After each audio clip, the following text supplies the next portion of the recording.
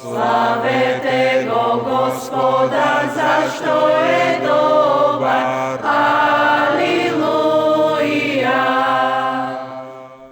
Една од најатрактивните теми за православните кога разговараат со свештеник на духовни теми е прашањето за постот, или поточно техничката страна на постот, како и кога се пости.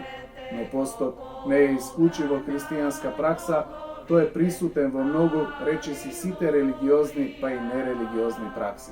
Затоа мислиме дека е важно да се поговори за тоа што е постот и која е неговата смисла во христијанската духовност. Постот е абстиненција, воздржување. И најпрви мораме да објасниме дека постојат два вида на пост – духовен и телесен. Духовниот пост е содржината на христијанскиот живот и тој подразбира воздржување од секаков грех и борба со него.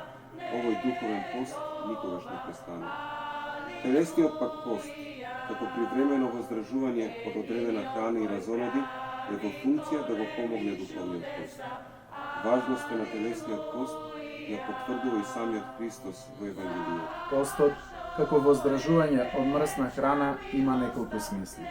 Прво, постот е знак на општо црковна солидарност, послушност кон црквата, која благословува во одредени периоди да се пости.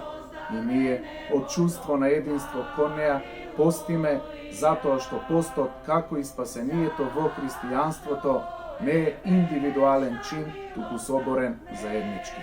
Такви пости се 4 големи пости, секоја среда и петок и неколкуте еднодневни пости кои ги пропишува црквата.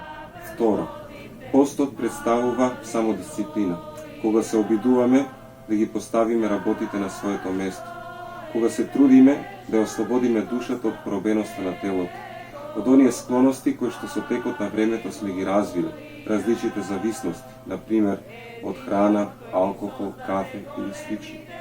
Тука постот представува чин на ослободување, еден обид повторно да ја преоткриеме загубената слобода. Трето, кога човек се воздржува телесно, умот му станува почист и молитвата полесна. За постот, вистински да ја исполни својата функција, треба да е придружен со засилена молитва. Светите оци велат дека постот и молитвата се како две крилја кои ја вознесуваат душата кон Бога.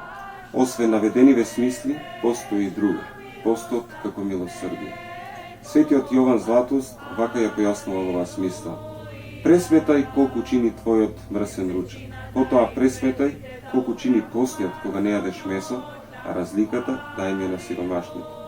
Во основа, постната храна треба да е поскромна и поевтина. Навистина е жалосен фактот што поголемиот број од нашите православни свесно го отврлаат подвигот на постот и се лишуваат од неговата благодатна помош во делото на сопственото спасение.